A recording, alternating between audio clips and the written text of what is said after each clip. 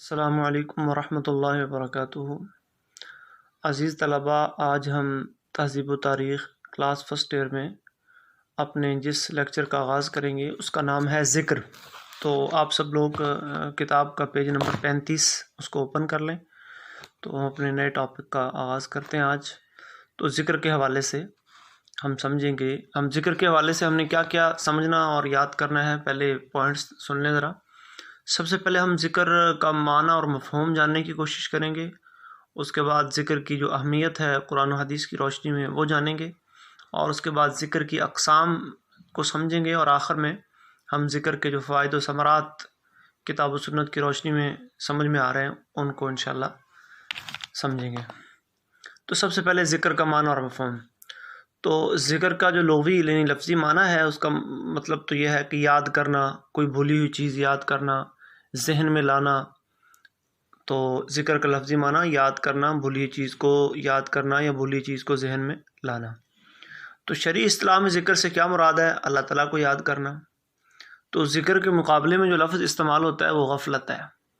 تو اللہ تعالیٰ کی مطلب اللہ سے مدد مانگنا، اس کا ذکر کرنا، اس کی حمد و ثنا بیان کرنا، اور اس کے کتاب کی تلاوت کرنا، نبی کریم صلی اللہ علیہ وسلم پر درود بھیجنا، اللہ سے بخشش طلب کرنا، اللہ کی تسبیح کرنا، اللہ کی تحمید، تکبیر اور تحلیل بیان کرنا، یہ تمام کلمات جو ہیں وہ ذکر کے زمرے میں آتے ہیں۔ تو ذکر کا معنی اور مفہوم کلیئر ہو گیا کہ لفظی معنی یاد کرنا، بھولی ہوئی چیز کو یاد کرنا، اپنے دماغ میں لانا، اور اصطلاحی تعریف اللہ تعالیٰ کی یاد جو ہے وہ اپنے دل میں اپنی زبان پر لانا۔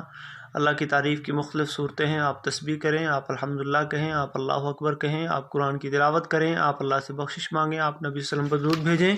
تو یہ تمام صورتیں ذکر کے اندر شمار ہوں گی۔ تو ذکر جو ہے وہ اس کی اہمیت کی جب ہم بات کرتے ہیں تو قرآن کریم کے اندر اللہ تعالیٰ نے بے شمار مقامات پر ذکر کے اوپر ابھارا ہے اور ذکر کی ترغیب دلائی ہے۔ فَاذْكُرُونِي أَذْكُرْكُمْ، اے میرے بندو تم مجھے یاد کرو میں تمہیں یاد کروں گا۔ ایک جگہ فرمایا الذین یذکرون اللہ قیاما وقعودا وعلی جنوبہم، جو لوگ اللہ کو یاد کرتے ہیں کھڑے ہو کر، بیٹھ کر اور اپنے پہلوؤں کے بل لیٹ کر۔ تو ہر حال میں اللہ کو ذکر کرنا چاہیے، اللہ کو یاد کرنا چاہیے، اللہ کا ذکر کرنا چاہیے، چاہے آپ کھڑے ہیں، چاہے آپ بیٹھے ہیں، چاہے آپ لیٹے ہوئے ہیں۔ تو ذکر کرنے کے لیے کوئی مخصوص کیفیت یا صورت بنانے کی ضرورت نہیں ہے۔ حدیث میں آتا ہے نبی کریم صلی اللہ علیہ وسلم کان یذکر اللہ علی کل احیانہ، صحیح مسلم کی حدیث ہے، ہر وقت اللہ کو یاد کرتے تھے۔ ایک مقام پہ اللہ فرماتے ہیں وَاذْكُرُوا اللَّهَ كَثِيرًا لَعَلَّكُمْ تُفْلِحُونَ، اللہ کو بہت زیادہ یاد کرو تاکہ تم کامیاب ہو جاؤ۔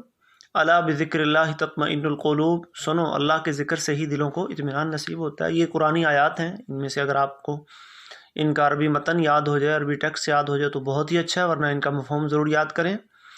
جہاں تک احادیث کا تعلق ہے، احادیث کی روشنی میں نبی صلی اللہ علیہ وسلم کے جب ہم فرامین کو دیکھتے ہیں تو بڑا ایک مشہور فرمان ہے۔ حضور صلی اللہ علیہ وسلم نے فرمایا کہ جو شخص اللہ کو یاد کرتا ہے اس کی مثال، اور جو یاد نہیں کرتا اس کی مثال زندہ اور مردہ کی طرح، یعنی یاد کرنے والا ایسے جیسے زندہ انسان ہو، اور اللہ کا ذکر نہ کرنے والا، اللہ کو یاد نہ کرنے والا ایسے جیسے مردہ شخص ہو۔ ایک موقع پہ آپ صلی اللہ علیہ وسلم سے پوچھا گیا جی کون سا عمل افضل ہے؟ تو آپ نے فرمایا جب تم اس دنیا سے جا رہے ہو تو تمہاری زبان پر اللہ کا ذکر ہو، یہ سب سے افضل عمل ہے۔ اسی طرح نبی کریم صلی اللہ علیہ وسلم نے ذکر کی مجالس، ذکر کی محافل کو جنت کے باغات قرار دیا ہے۔ اسی طرح نبی صلی اللہ علیہ وسلم نے فرمایا کہ سب سے جو بڑی چیز ہے اور افضل چیز ہے وہ اللہ تعالیٰ کا ذکر ہے۔ تو ذکر سے جو ہے وہ ذکر کی اہمیت جو ہے ہمارے سامنے آتی ہے۔ تو ذکر کے حوالے سے نبی کریم صلی اللہ علیہ وسلم کے جو فرامین ہیں یا قرآنی آیات ہیں، تو ان کی روشنی میں جو اگر پوائنٹس کو آپ لکھنا چاہیں تو یہ جو ہے وہ انسان کو جو ہے وہ جو شیطانی طاقتیں اور طاغوتی طاقتیں اور نفسانی خواہشات نے انسان کو گھیرا ہوا ہے، ان سے بچاؤ کا ذریعہ ذکر ہے۔ اور ذکر سے انسان کے دل میں توکل اور بھروسہ پیدا ہوتا ہے، اطمینان قلب کا باعث ہے، اور اثار کا جو ہے وہ جذبہ پیدا ہوتا ہے، اور ذکر انسان کو نیکی کی طرف رغبت دلاتا ہے۔ انسان جو ہے وہ برائی کے سامنے سیسا پلائی ہوئی دیوار بن جاتا ہے۔ جہاں تک ذکر کی اقسام کا تعلق ہے تو ذکر کی 3 اقسام ہیں، قولی، قلبی اور عملی۔ قولی ذکر یعنی زبان سے اللہ کو یاد کرنا، جیسے اللہ اکبر کہنا، الحمدللہ کہنا، سبحان اللہ کہنا۔ قلبی، دل میں اللہ کی یاد کو ہر وقت مطلب جگہ دینا۔ اور عملی، جیسے اللہ تعالیٰ قرآن میں فرماتے ہیں کہ اقیم الصلاۃ لذکری، نماز پڑھو میری یاد کے لیے۔ تو جب آپ نماز پڑھیں گے تو نماز ایک عمل ہے، جب آپ روزہ رکھیں گے تو روزہ ایک عمل ہے، جب آپ کوئی بھی نیکی کا کام کریں گے اللہ کو یاد کر کے، یا کسی بھی برائی کے کام سے بچیں گے اللہ کی یاد کی وجہ سے، تو یہ عملی ذکر کہلائے گا۔ تو ذکر کی یہ 3 قسمیں ہیں۔ جہاں تک ذکر کے فوائد و ثمرات کا تعلق ہے تو ذکر کے بارے میں یہ کہا گیا کہ یہ افضل ترین عبادت ہے، اور ایک اس کی جو ہے وہ فضیلت یہ بھی ہے، اس کا ایک فائدہ یہ بھی ہے کہ یہ قرب الہی، اللہ کے قریب ہونے کا جو ہے وہ ذریعہ ہے۔ جیسے اللہ فرماتے ہیں فاذکرونی اذکرکم، تم مجھے یاد کرو میں تمہیں یاد کروں گا۔ یہ انسان کو عذاب الہی اور شیطان کے حملوں سے بچانے والا عمل ہے، اطمینان قلب کا باعث ہے۔ جیسے الا بذکر اللہ تطمئن القلوب، اور ذکر جو ہے وہ صدقات و خیرات کا بدل ہے۔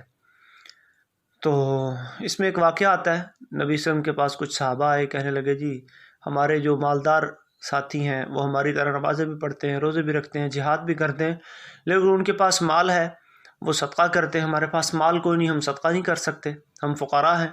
تو آپ نے فرمایا تم ایک ایسا عمل بتاتا ہوں کہ اگر تم وہ کرنے لگ جاؤ تو تم بھی ان کے برابر پہنچ جاؤ گے، بلکہ ان سے آگے بڑھ جاؤ گے۔ وہ عمل کیا ہے؟ وہ آپ نے عمل ذکر کا بتایا۔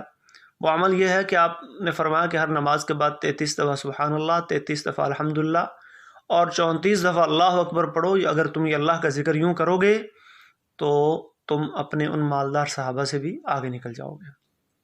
اسی طرح ذکر سے طہارت و پاکیزگی انسان کو حاصل ہوتی ہے، اور روحانی پاکیزگی، جسمانی پاکیزگی۔ جتنا انسان اللہ کا ذکر کرتا چلا جائے گا ویسے کا ویسے اس کا نفس جو ہے وہ پاک ہوتا جائے گا، طاہر ہوتا جائے گا۔ اور ذاکرین کے لیے اللہ تبارک و تعالیٰ نے جنت کا ایک مخصوص دروازہ بھی قائم کیا ہے۔ جنت کے 8 دروازے ہیں، جیسے روزہ داروں کے لیے ایک مخصوص دروازہ ہے، اور اسی طرح صدقہ کرنے والوں کے لیے ایک مخصوص دروازہ ہے، جہاد کرنے والوں کے لیے ایک مخصوص دروازہ ہے، تو اسی طرح ایک مخصوص دروازہ اللہ نے ذکر کرنے والوں کے لیے بھی بنایا ہے۔ ذکر کا ایک فائدہ یہ بھی ہے کہ یہ دعاؤں کی مقبولیت کا سبب بنتا ہے، کیونکہ یہ بہت بڑی عبادت ہے، اور جتنا انسان اللہ کا ذکر کرتا ہے اتنا ہی اللہ کے قریب ہوتا ہے۔ جب اللہ کے قریب ہو جاتا ہے تو پھر جو ہے وہ اللہ تبارک و تعالیٰ سے انسان کی دعا قبول فرماتے ہیں۔ ایک حدیث میں آتا ہے نبی صلی اللہ علیہ وسلم نے فرمایا کہ 3 اشخاص کی دعا رد نہیں ہوتی: کثرت سے اللہ کا ذکر کرنے والا، مظلوم، اور عادل حکمران۔